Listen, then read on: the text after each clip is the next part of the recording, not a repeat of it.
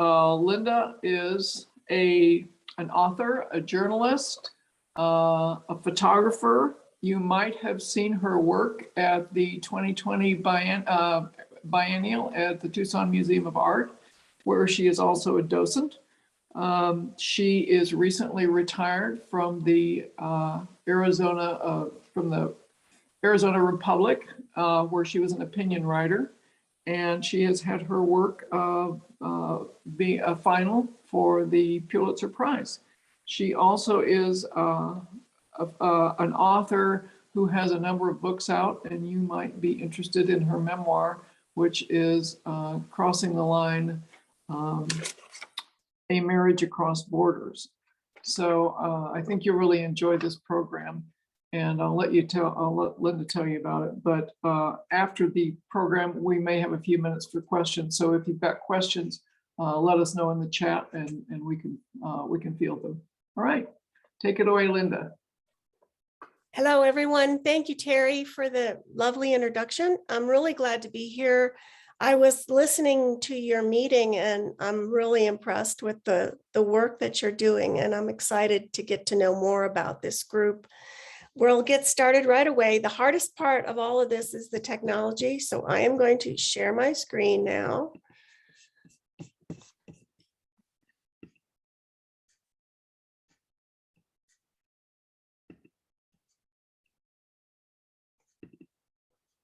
Okay.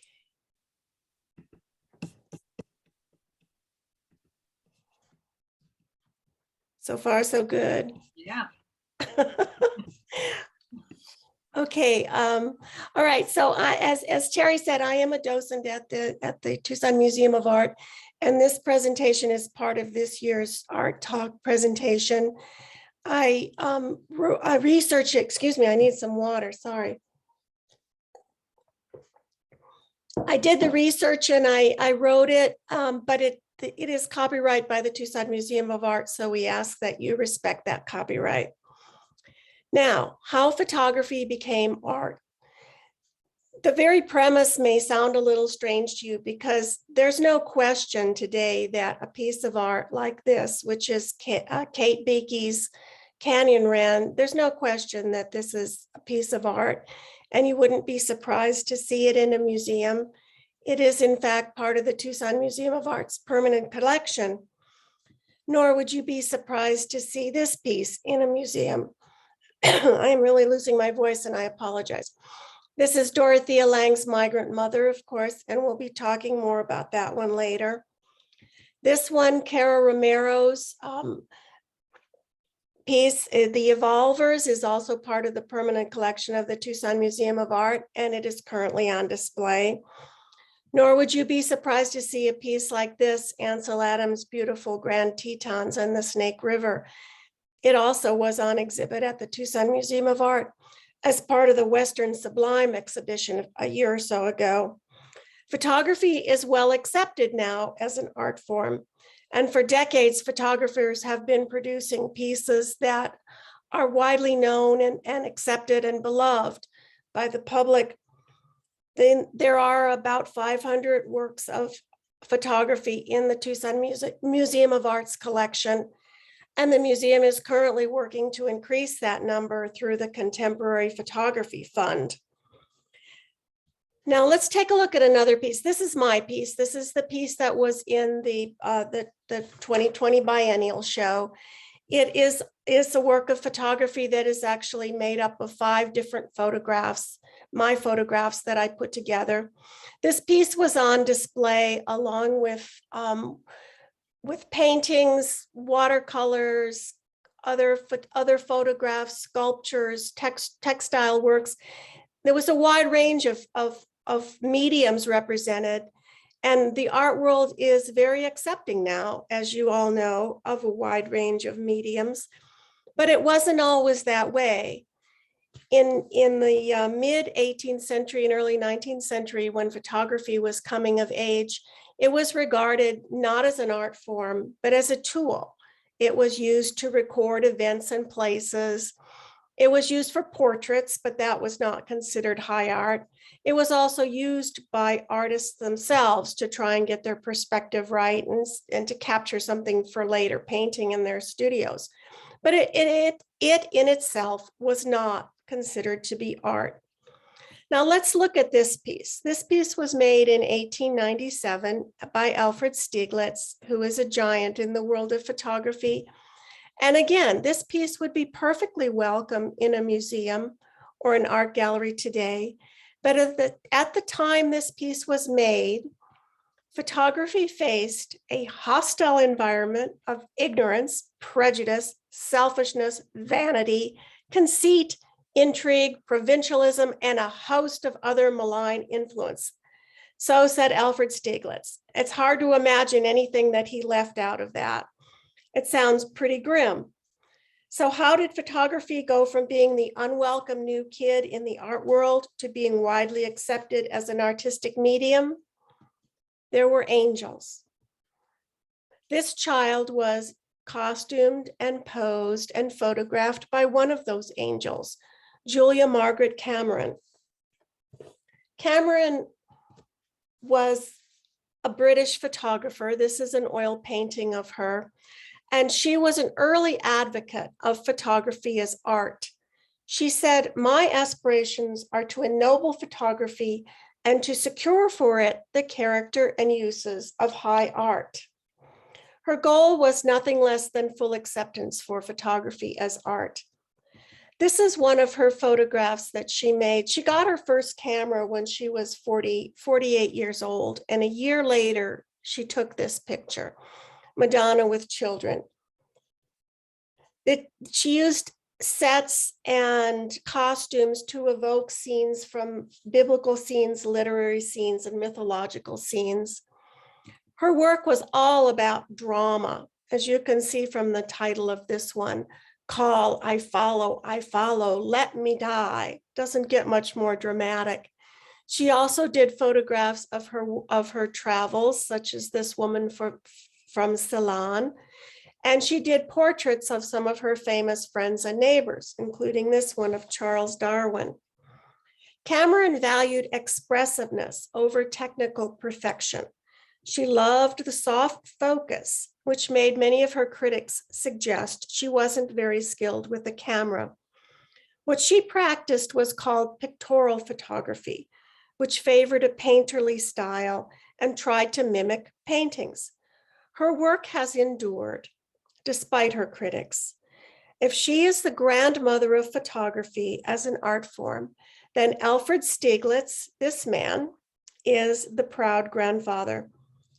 Stieglitz this portrait of Stieglitz was done by another giant in the early days of photography, Gertrude K. Speer, and we will talk a lot more about her later on.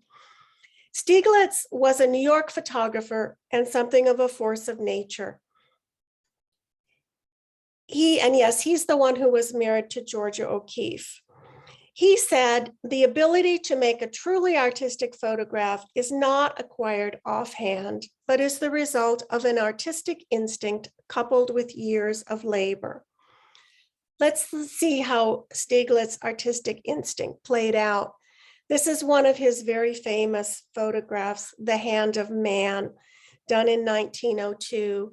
And as you can see, this is not an effort to show what a train station looked like or a switching yard. This is about creating a mood and an atmosphere. Here's another one of Stieglitz's photographs called Early Morn. And again, you can see the painterly style that was favored by the pictorialists. Stieglitz was a man on a mission. He wanted people to see photography as art. And to that end, he launched something called the photo secession movement in New York City. The idea was to bring together like-minded photographers and showcase their work.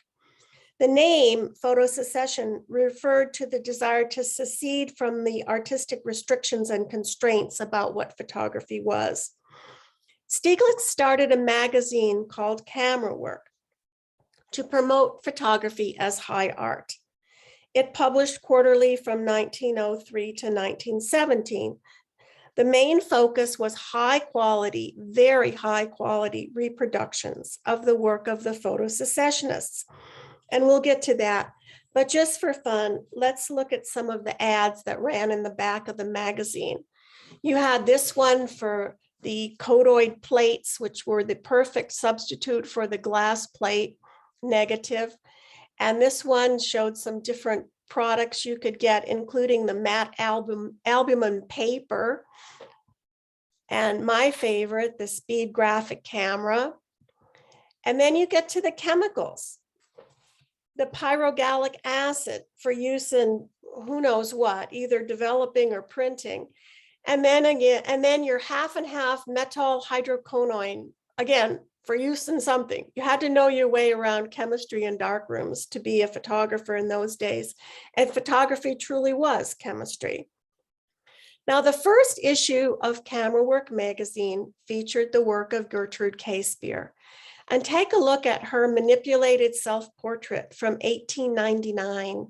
This is the kind of thing people do now and think that they're very creative and cutting edge. She was doing it in 1899. She was really exploring the limits of her medium. Here's how she saw photography. Why should not the camera, as a medium for the interpretation of art, command respect? Well, it's kind of a convoluted statement, but clearly she was coming from a place when the camera did not command respect. This is Speer's The Manger. This one ran in the first issue of PaperWorks magazine. And you can really see the pictorial style, the soft lighting, the soft focus, the costume, the setting. It was consciously designed to echo a painting. This is another one of Speer's work, the picture book. And again, you can see it's all about composition, lighting, costume. It was carefully staged to create a mood. Now, these beautiful photographs were seeking acceptance as art, while the art world was still reeling and absorbing the shock waves created by the Impressionist artists. The Impressionists had challenged all the academic conventions about art, and the art establishment was feeling cranky. The old guard was not inclined to be welcoming to photography's claim as an art form, and that made it hard enough. But then things got worse.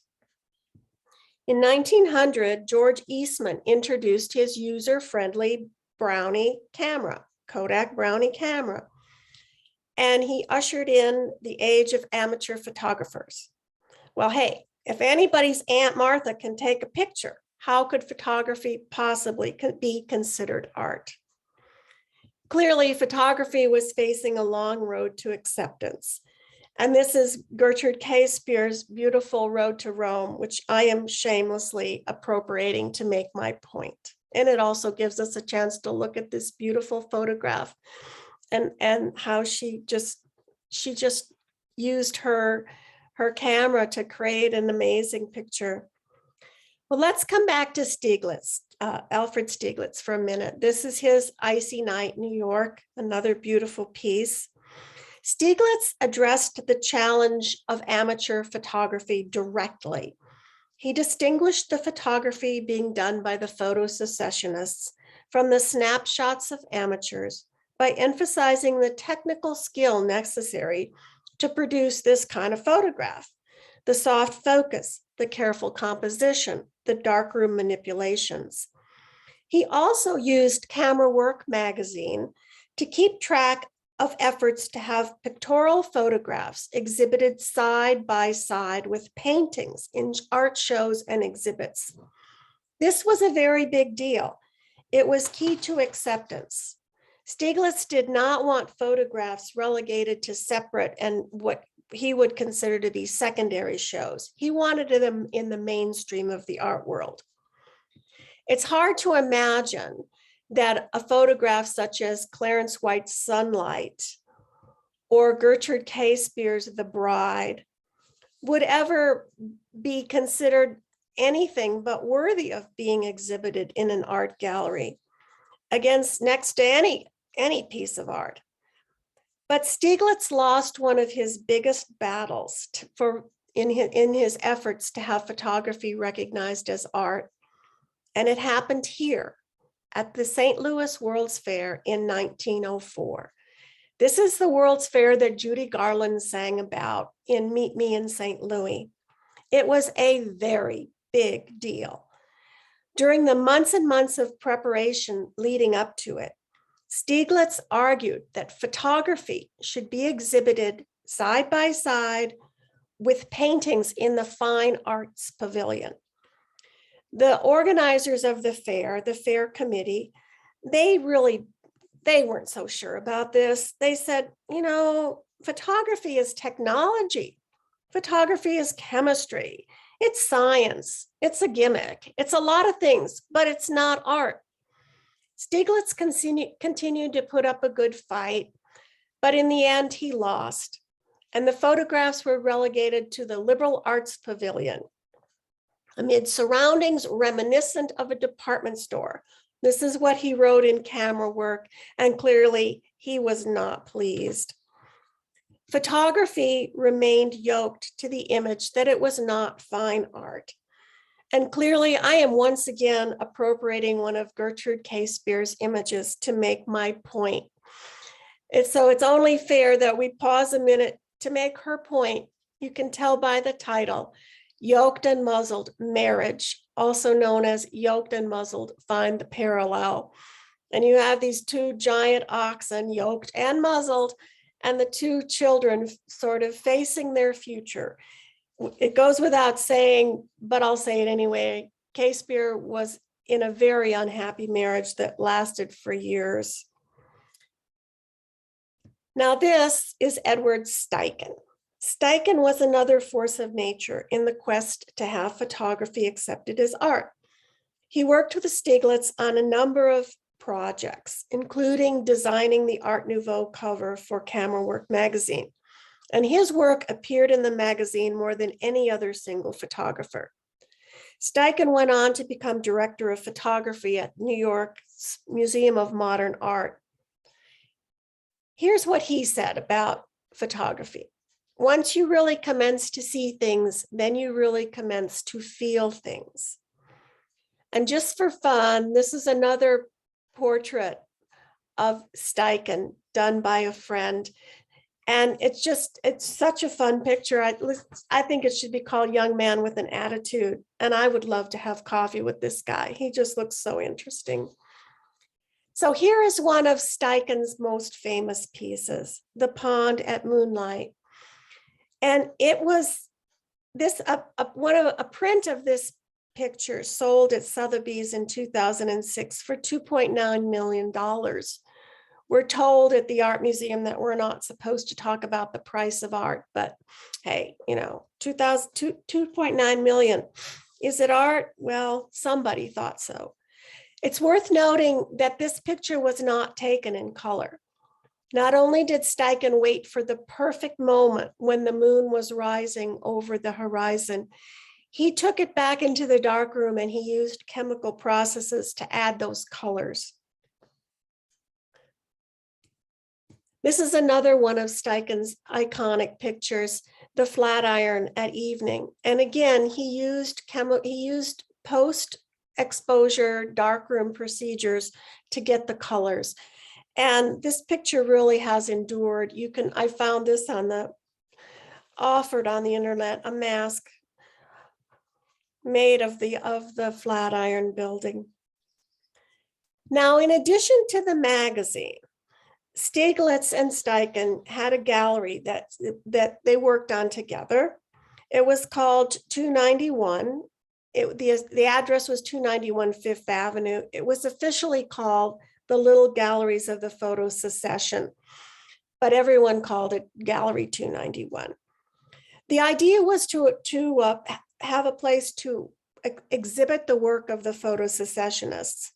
It was in the three rooms at the top floor of this building, and Steichen also had his apartment in this building. Now, Stieglitz, as I mentioned earlier, was very keen on having photographs exhibited alongside paintings. And at this gallery, he exhibited some of the best painters of the time. Pablo Picasso had his work shown at this gallery, as did Henri Matisse. There was also prose by Gertrude Stein and other luminaries of the art and literary world. Stieglitz made sure photography kept company with the artists of the time, which is something Stieglitz himself was doing. This is a piece by Georgia O'Keeffe that was shown at Gallery 291. Stieglitz married O'Keeffe in 1924, but they were in love and keeping company long before that. Here is a picture that Stieglitz did of O'Keeffe in the gallery. This shows the gallery view. She's standing, the piece that we just saw with the puff of smoke is the piece closest to her. The next one in is the piece that she's standing in front of. It wasn't a fancy gallery, as you can see, but it was very highly regarded, and it was in the middle of the art scene at the time.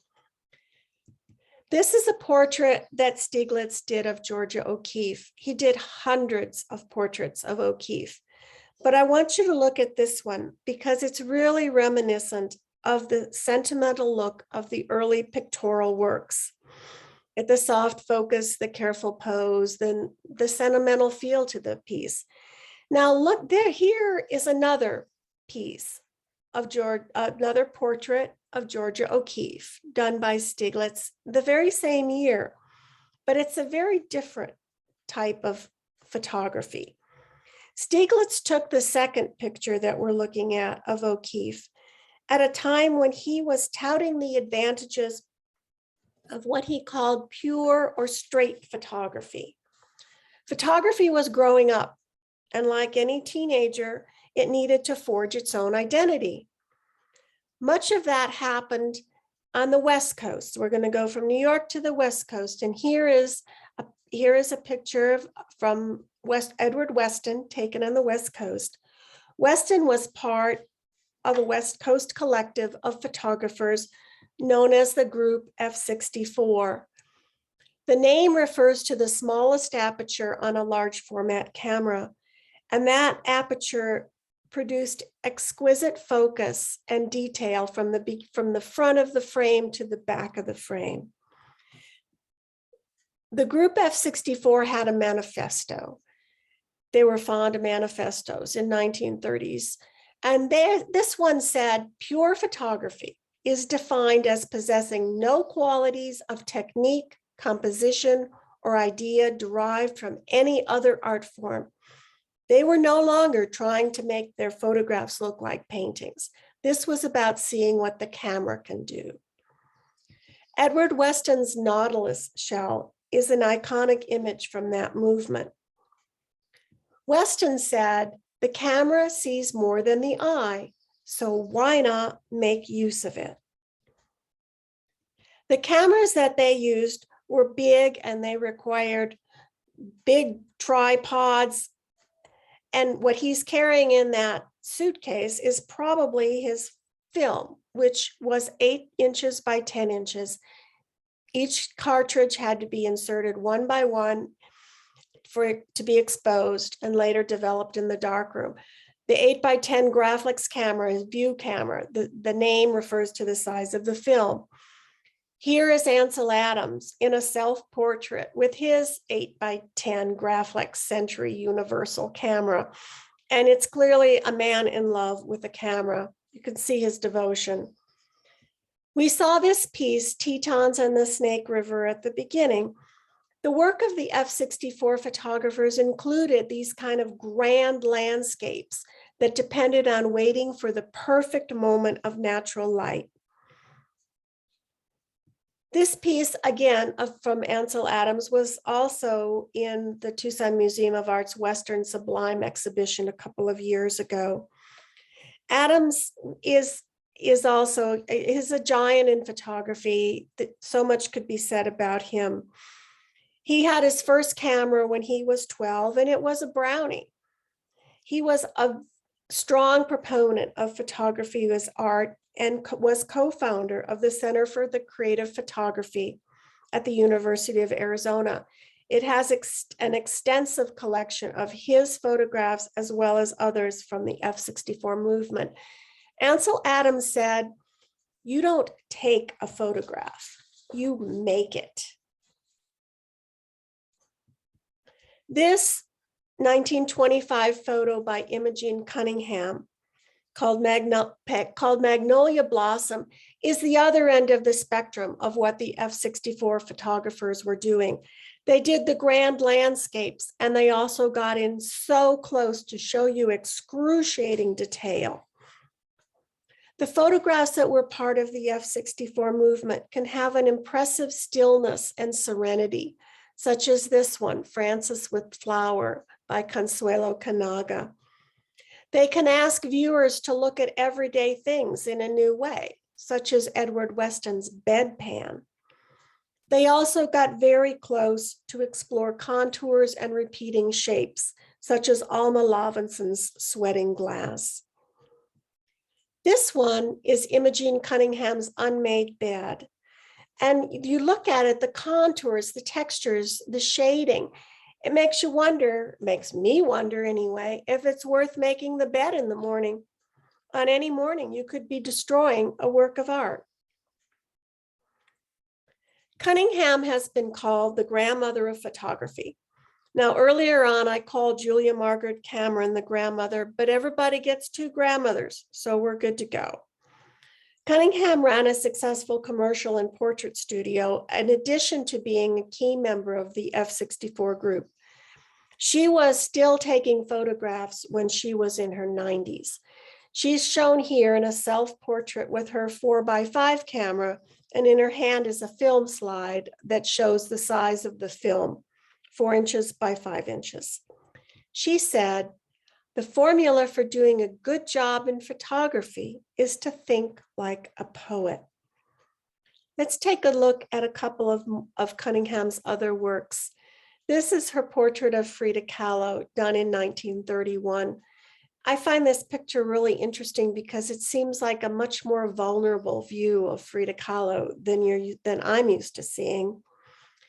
And here, 40 years later, is her Hand of a Hand Surgeon, where she explores a surgeon's hand and some of the props he uses in his work. In her 90s, she was still exploring the limits of her medium. Now let's do a quick review, how photography became art. So far, we've looked at how photographers demanded full status as artists. We looked at how photographers explored the unique properties of their medium, such as the F-64 group. There's another way that photography elbowed its way into recognition as fine art. Photographers were deeply entwined in avant-garde art movements of their time. This cross-pollination involved inspiring and borrowing. Art imitates photography. Here is a photograph done around 1860 by Eugene Cuvillier called Path in the Forest. Now look at this Impressionist piece by Camille Pissarro, done maybe a few years later. It suggests that photography had its influence on what the Impressionists were working on. The kind of candid slice of life images that photography can produce, as well as the stop action, also influenced what painters were doing. This is Edward Muybridge's Horse in Motion. He was a photographer who did a lot of these series pieces that revealed things that were happening when animals or humans moved that previously had not been seen. Now look at this piece done several years later, Edward Degas' Racehorses. And you can really see there's an animation and a movement in the legs of those horses, which might not have been possible without Muybridge's work. Now, photography also followed art trends. Paul Strand's abstraction Porch Shadows says it in the name. He's using photography to create abstract images. This photograph is not about showing you a table on a porch. Paul Strand was a protege of Alfred Stieglitz, who took this portrait of him. And Strand's photographs appeared in the last issues of Camera Work magazine after Stieglitz had moved to embrace what he called pure photography. Strand said, the decision as to when to photograph, the actual click of the shutter, is partly controlled from the outside by the flow of life, but it also comes from the mind and heart of the artist. This is Bernice Abbott's Penn Station. And it's not really about showing you what a station looks like. It's about repeating shapes. It's about light and shadows.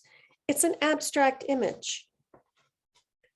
Abbott's portrait of the artist as a young woman is a piece that she did in 1950s using a negative she made in the 30s. She manipulated the portrait to give viewers a cubist look at her face. Bernice Abbott said, photography is not only drawing with light, it is modeling or sculpturing with light to reproduce the plastic form of natural objects. It is painting with light. Now keep in mind this cubist face that Bernice Abbott did as a self-portrait while we look at another cubist face. This, of course, is Pablo Picasso's portrait of Dora Maar.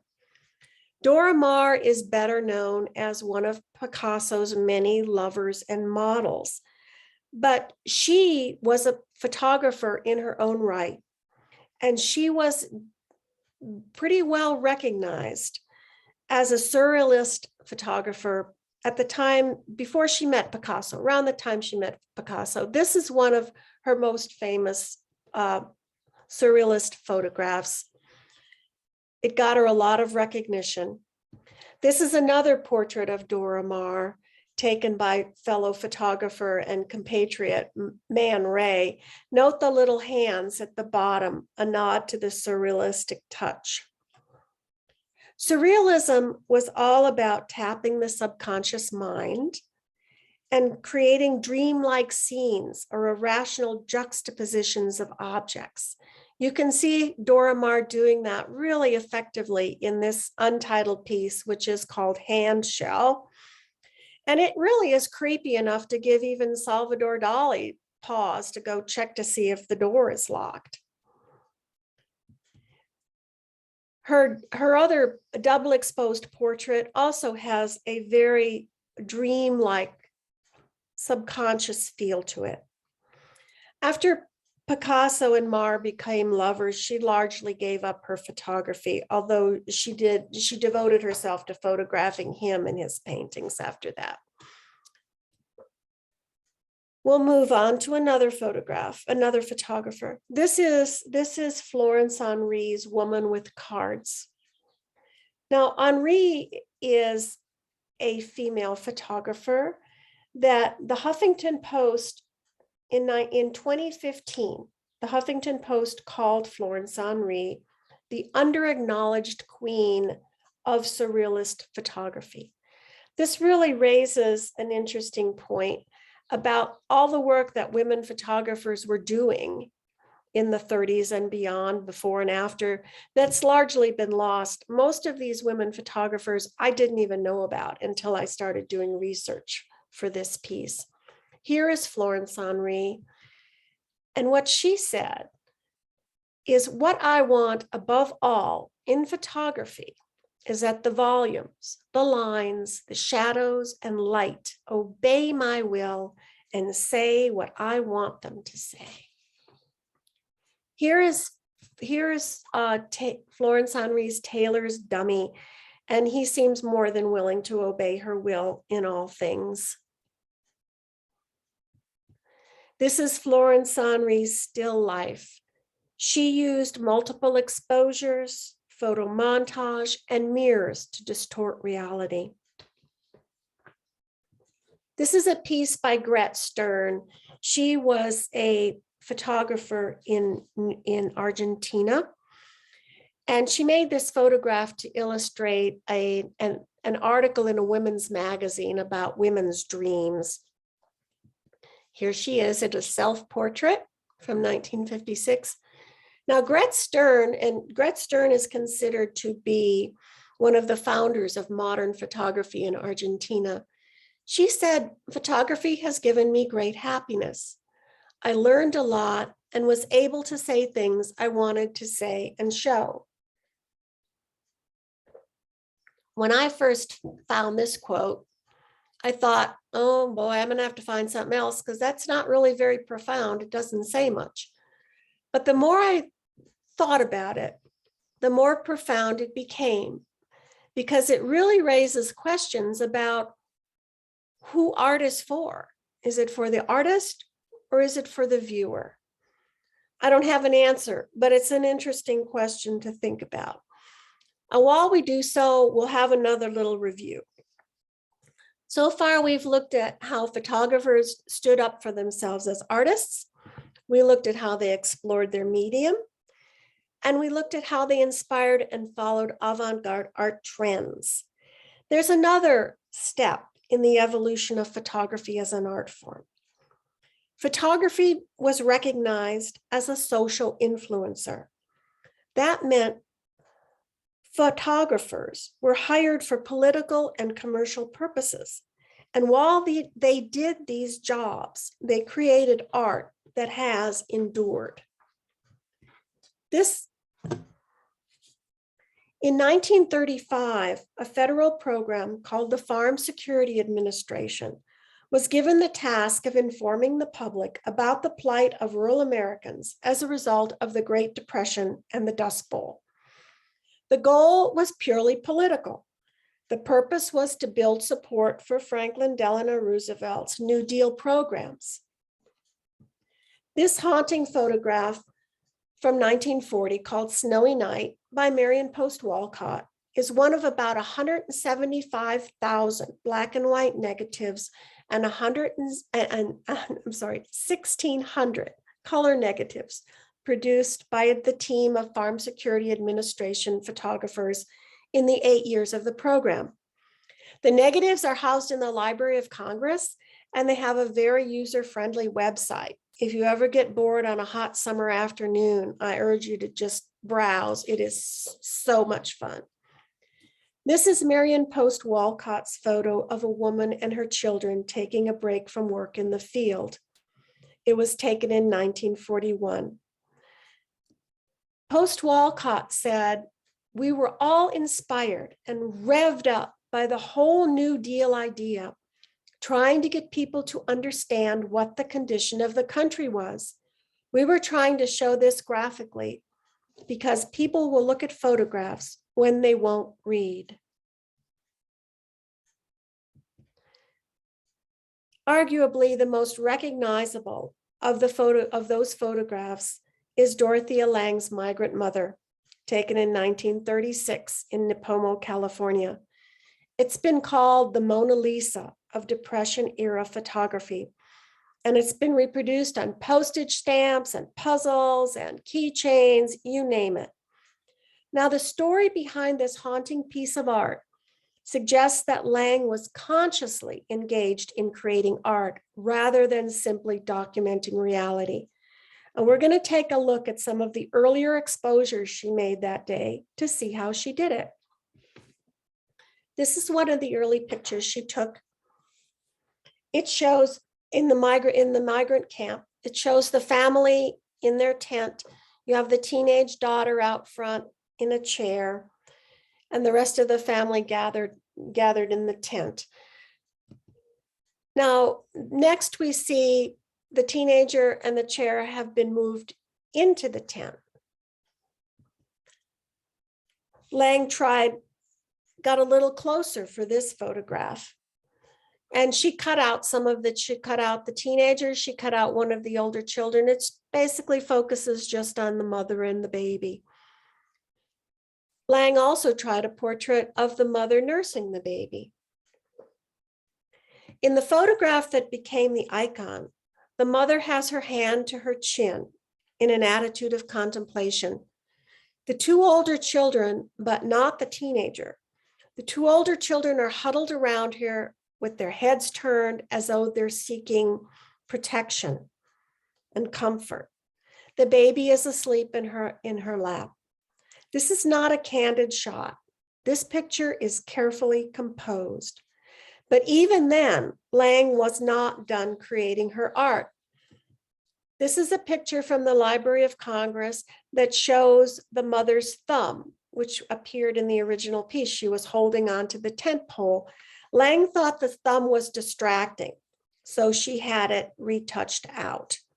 And that was done by hand. There was no, and without the aid of Photoshop in those days.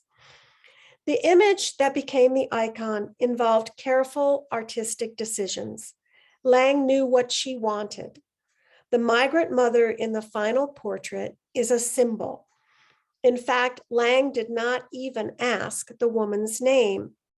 It wasn't until the 1970s that Florence Thompson, a member of the Cherokee Nation, was identified as the migrant mother. And when asked, she made it clear she was not happy about her role in the picture. In a 1978 interview, Thompson, who was 75 years old at the time, said she felt exploited by that picture. She said Lang told her the picture would be used to help people, so she went along with the process. She cooperated with the photographer in making the photograph. But Florence Thompson said Lang did not tell her the photograph would be so widely published, and she did not like the publicity and resented the picture. Now, in all fairness, Lang probably didn't know that the picture would be that widely circulated either. Florence Thompson said, "That's my picture hanging all over the world, and I can't get a cent from it." Now, there's more to this story. A few years later, when Thompson was 79, she had a stroke that required care her children could not afford. Her son contacted the local newspaper, and they launched a fund drive for Florence Thompson.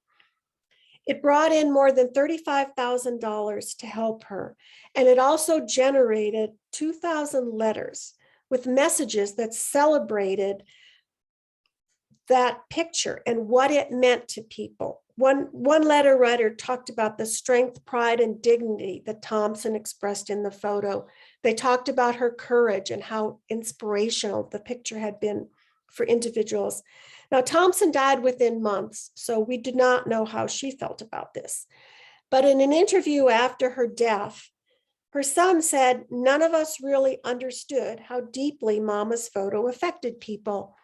And when they did understand, they had this inscribed on her tombstone: Migrant Mother, a legend of the strength of American motherhood." There she is in that picture, and there she was later. Now, we're still not done with this story. We're going to go back to another one of the outtakes from that day in the migrant camp, because there's another interesting fact about the migrant mother. Had it been known at the time the picture was taken that Thompson was a member of the Cherokee Nation, the picture might never have gotten such wide circulation. That's because the leadership of the Farm Security Administration had directed Lang and the other photographers to focus their attention on the plight of white victims. The justification was that Congress was dominated by lawmakers who wanted to maintain the racial status quo, and it was Congress that had to approve funding for the Farm Security Administration and FDR's New Deal. Now, the photographers didn't always follow those directions from their bosses. This is another migrant mother and her baby, also taken by Dorothea Lang. This picture was taken just up the road in Maricopa County at a cotton farm. It was not widely circulated because it did not project the image that the leadership of the Farm Security Administration wanted to project. The Farm Security Administration photographers did not hold copyrights to their work, so Lang's bank account did not benefit directly from the rise of the migrant mother to iconic status. Of course, she did benefit by becoming inducted into the pantheon of world-class photographers. Here she is in her days of going around taking pictures. She has a 4x5 camera sitting on top of a car, and instead of a tripod, she's using her knee to keep that camera still.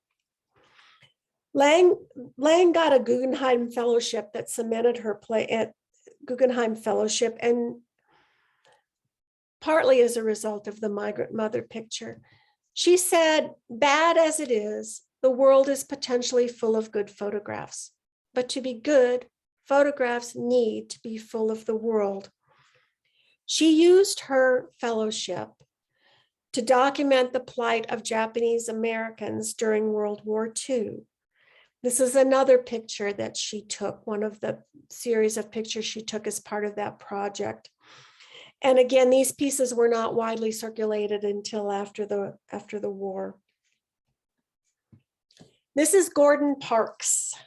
Gordon Parks worked for the Farm Security Administration as a photographer on a year-long fellowship. He later became the first Black staff photographer at Life magazine. He also wrote books and was a successful movie director, making the 1971 hit movie Shaft.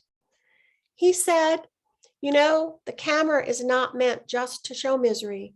You can show things you like about the universe, things you hate about the universe. It's capable of both. Parks took this photo while he worked for the Farm Security Administration, but it was not widely circulated at the time because his bosses told him it was a little too politically potent. He's channeling, of course, he called his picture American Gothic, Washington, D.C., and he's channeling Grant Wood's American Gothic. The woman in the picture is Ellen Watson, and she worked for the Farm Security Administration. Now, for our purposes, it's worth noting that, like Dorothea Lange, Parks did not just take one picture and call it done. He was creating a piece of art. This is one of the earlier pictures that he took as part of that series. This is Gordon Parks, Harlem newsboy. It's worth thinking about what he said about things you love about the universe and things you hate about the universe. I'm sure he loved the boy and hated the boy's poverty. Now, this is a picture that, as we said, Parks got a job. He became the first Black staff photographer at Life magazine, which was a huge social influencer at the time. He took this picture for a story that was in Life magazine about the Jim Crow South. And you can see the grandmother and her granddaughter looking through the window at all the models, none of whom look like them. And this is another photo that Gordon Parks took for that series, showing the separate entrance for this mother and child. This woman, Margaret Burke White, was the first woman staff photographer at Life magazine. Excuse me. She's seen here on the 51st floor of the Chrysler building with her large format camera trying to get the perfect shot. What you don't see is any kind of safety harness. We can only hope someone was holding her ankle, but I rather doubt it. Burke White took this photograph of Fort Peck Dam, which ran on the cover of the first Life magazine in 1936. The photo was intended to celebrate the triumph of American engineering, but I think it also celebrates a triumph of photography as an art form. Here's a picture of Burke White from the ground floor, and here's what she said about photography. Photography is a very subtle thing. You must let the camera lead you into your subject. There have been many, many other photographers who contributed to winning acceptance for photography as art. I left out some of my favorites, and if I left out some of yours, I'm sorry. But we have clearly reached a point where we can say photography has won acceptance for its artistic merit and its influence. So let's have another review. How photography became art. Photographers demanded full status as artists. Photographers explored the unique properties of their medium. Photographers inspired and followed avant-garde art trends. And photographers earned recognition as powerful social influencers. So now, just for fun, let's fast forward a few decades and look at photographers who continue to push the boundaries of the known art world and expand the ways photography can be used to express individual truths.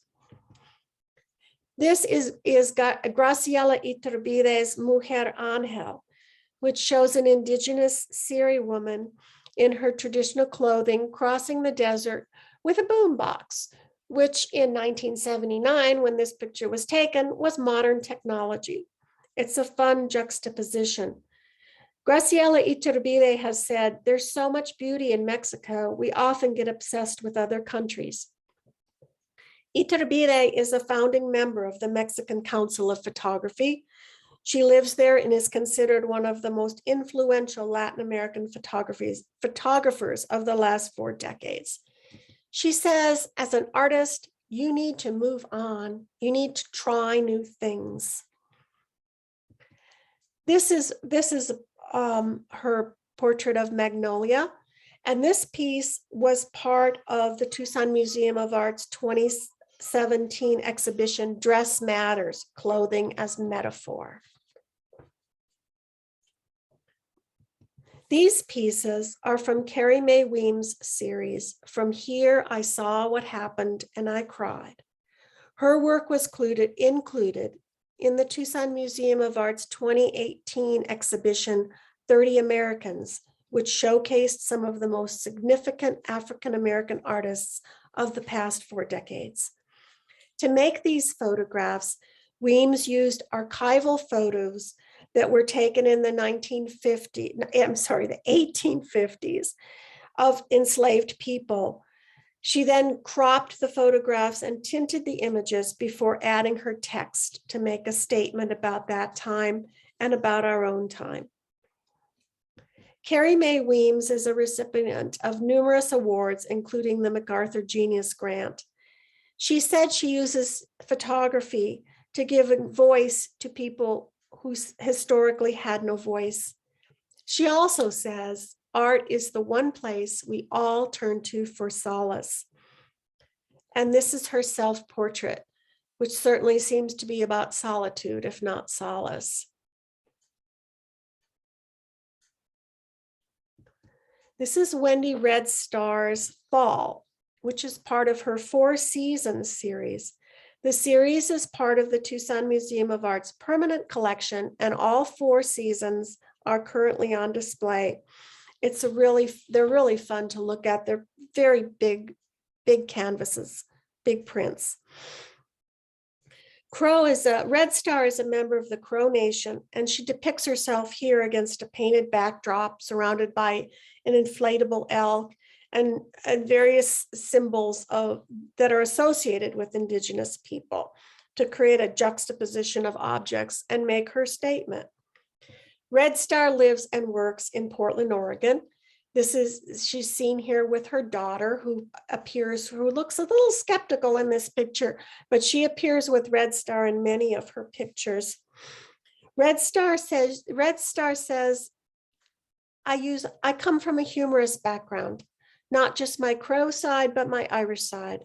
I've always seen things through this ironic lens. I'm always laughing, and her humor comes through in her art. This is her piece, Stands to the Sun, from her series Thunder Up Above. And again, she is the model in the piece. We saw this piece at the beginning. This is Cara Romero's Evolvers, which is part of the Tucson Museum of Art's permanent collection and is also currently on display. It's a very big piece. It's worth taking a look at if you haven't seen it. Here is Romero, and here is how she talks about her work and that picture in particular. She says, in bringing visibility to modern Native people, I purposefully use color to convey their modernity, resilience, and courage. These four boys are cousins and tribal citizens of the Chemehueve Indian tribe. This piece is called Interstellar, and it is from artist Alia Ali's series Flux. This piece was recently acquired by the Tucson Museum of Art through its Contemporary Photography Fund. Ali uses textiles, which she shapes and then photographs. She says, in my work, textiles represent the fabricated barriers in society that can both segregate and connect us. What side are we on? Can we exist on both sides at once? This piece is, you can see this piece, it's currently on display at the museum. So we're going to pause here for a short commercial break about the Contemporary Photography Fund. It's been recently created with the goal of building a collection of world-class, regionally significant contemporary photography that represents the work of diverse communities, cultures, identities, and perspectives, incorporating new technologies and formats. It was started by 4 longtime TMA donors, and anyone can donate any amount to support the fund. Now, we've been talking about how photography came to be accepted as art. Now let's take it, I want to take a look at an ironic twist of that.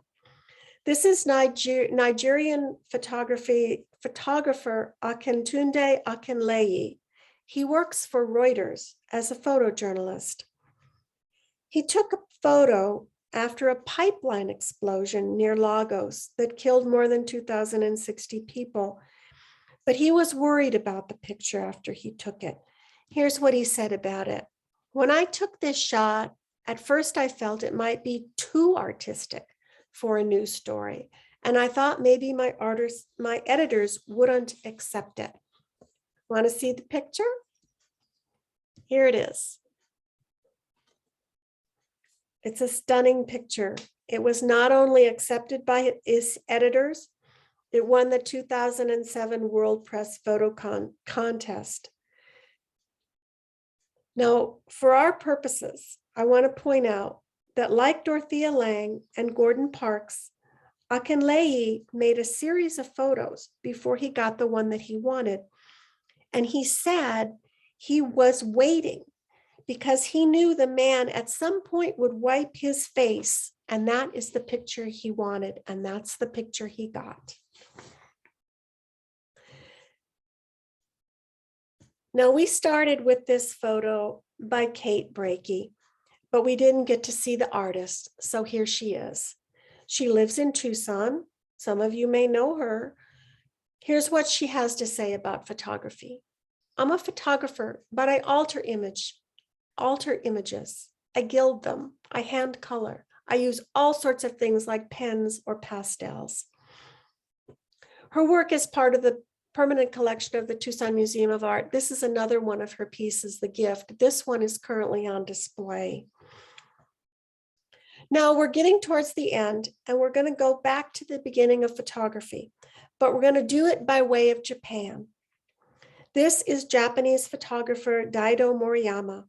He's well known for his gritty street photography of modern Japan. This is one of his most iconic pieces, and it has achieved something of cult status. You can get a t-shirt, but only if you wear XX small or X small, because all the other ones have sold out. Now, Moriyama is a big fan of Joseph Nicephore Niepce, whose work goes way back.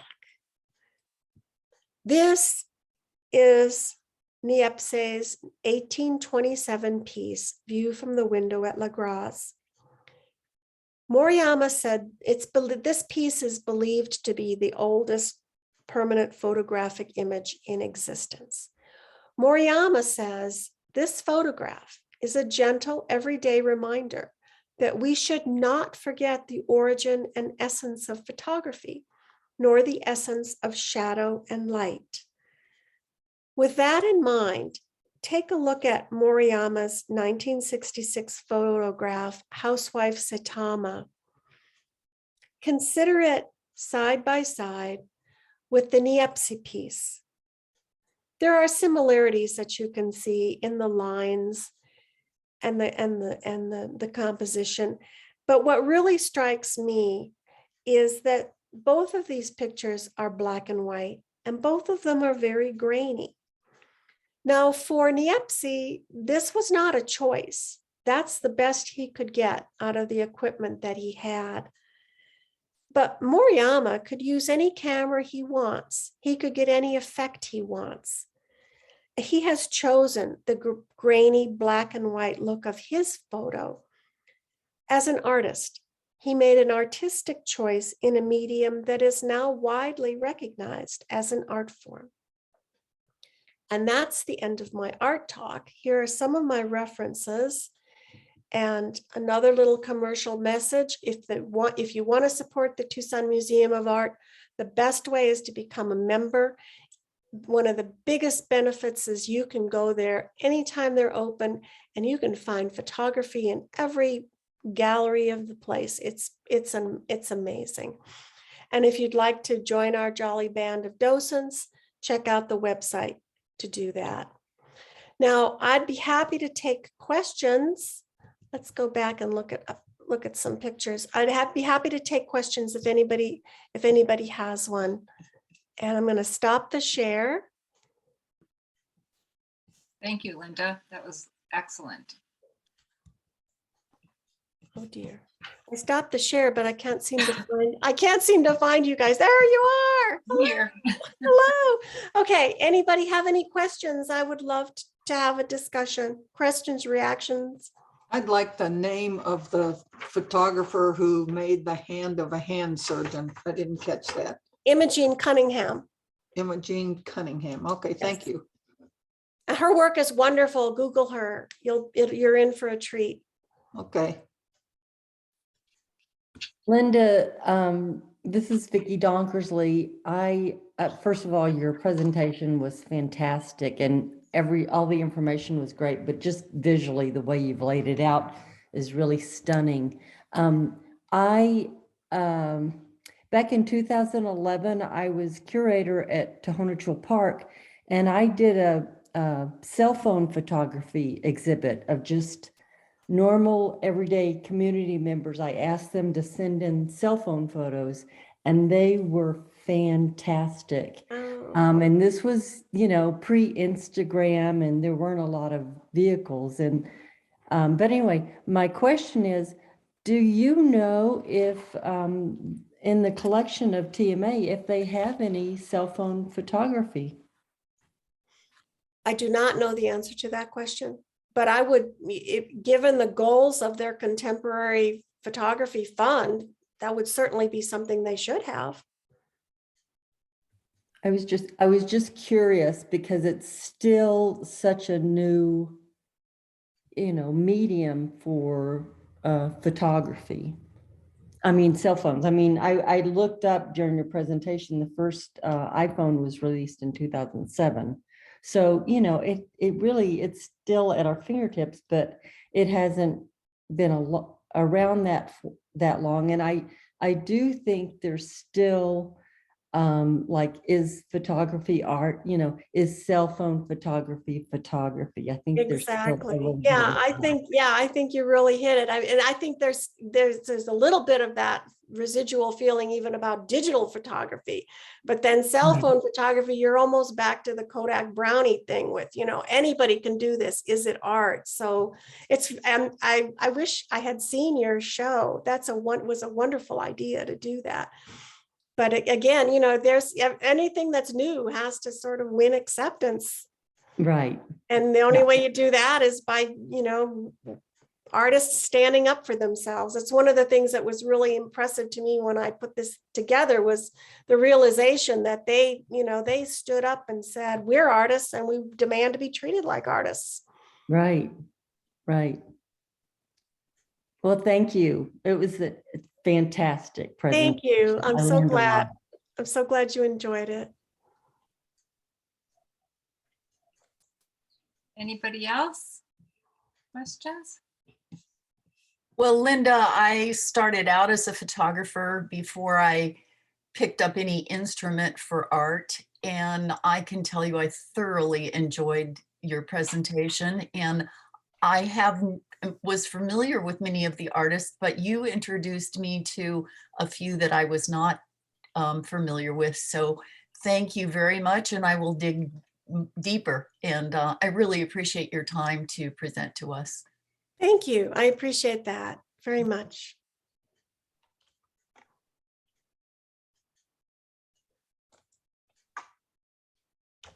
So I was just looking at the chats and someone, Miriam,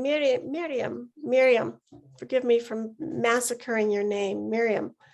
She says, hope someday to hear a presentation on how textile art got accepted into art museums. You know, I was thinking about that myself the other day. That's really an interesting question. I'd like to see it too. I'd like to see that presentation too. It's interesting.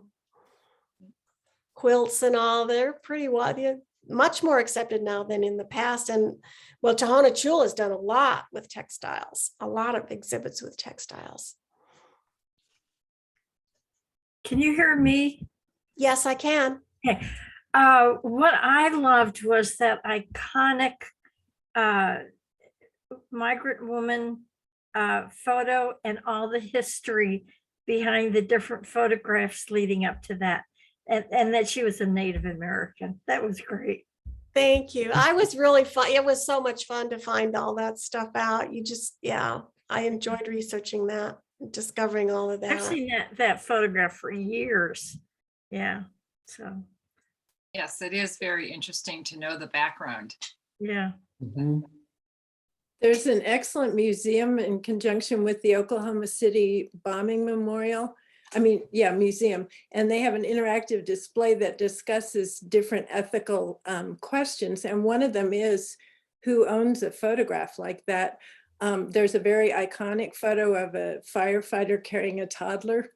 I remember And that the family was very, very hurt by this, by it being plastered everywhere for years. And so there was this whole discussion in this interactive exhibit about what are the ethics of that.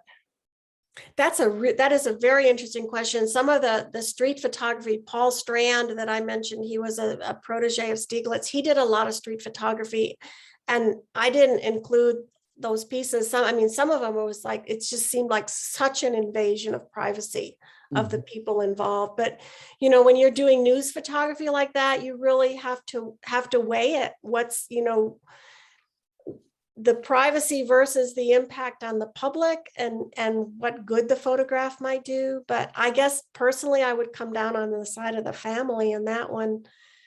But, and then there's the little girl in that famous photograph from Vietnam, the little girl running down after being napalmed. You know, where does her right of privacy come in to play versus the benefit that picture did to show people what was going on? Hard question. I don't have an answer. Somebody in the chat raised the example of, I think her name was Helen Lax, who her cells were taken and started the HeLa cell line that is used by scientists everywhere. Right, and without her permission, yeah. Fran will have to unmute if she wants to speak. Okay. There. Now am I unmuted? Yes. You are unmuted. When I was a kid, my dad had Life magazine from the first issue on up, and two photographs that really struck me. One was the little girl who was crying and all burned out, or looked like she was burned badly. And the other one was planting the flag on Hiroshima, I think it was. Hiroshima, Yeah, and those were both set up from when I took a photography class, the teacher said those were both set up. huh. And the question was, is it ethical for a photographer to do that? And so we had a discussion about that. Yeah. And what was the conclusion? Well, he said, would you do it? And at the time I thought, well, to get the point across, yeah, I'd do it. But then I thought, no, that wouldn't be ethical. So it was sort of an up in the air. We didn't really discuss it much. He went on to another photograph, but it is an ethical question for all photographers. Well, especially if you're a photojournalist, because you're Yeah. supposed to be documenting reality. But then, Yeah. as we just saw, Dorothea Lange set that picture up. You Yeah, know, it's considered an icon of photojournalism. So, you know, there's still choices because photography is an art form. There are choices that you're going to make.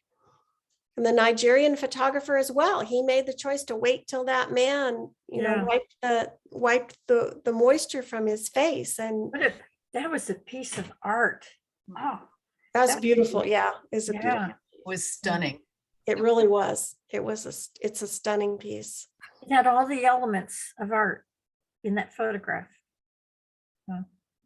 Yeah.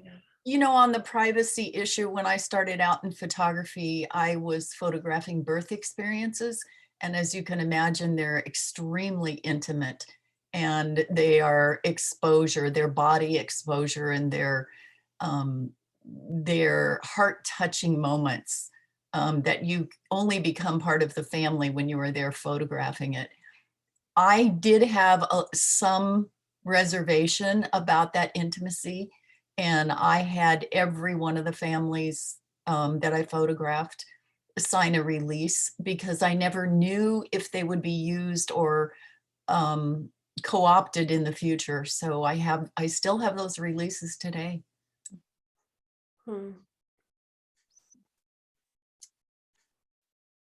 Okay, Linda, thank you so much. It was extremely interesting and enlightening, and I'm sure everyone enjoyed it. And I'm going to kind of get us to sign off here. I just want to make a couple of final comments and announcements. Our May 12th meeting, which will be our next meeting, is going to be a live meeting, and it's at St. Francis in the Foothills. And Veer Gates will be our speaker. She is I believe, snowbird mixed media artist. And I'm going to throw out one more reminder for volunteers. We need a volunteer for spooling around, a couple of volunteers to help out with the education committee, and then a volunteer for the Rancho Linda Vista exhibit. You can contact me or you can contact Bobby and let them know that you're up for a little bit of a challenge. Okay. All right. Thank you, everyone. Good job. Thank you. We survived, and we will see you next month. And hopefully it will be not via me, but via someone doing the hybrid if you aren't comfortable or can't get to the church for the meeting in May. You did a great job, Linda. Great job. Thank you. Great meeting. Great All meeting. right. I'm going to take Sue's advice and go have a glass of wine. No, I'm just kidding. All right. Have a good month, everybody. Thank you. Bye. Bye-bye.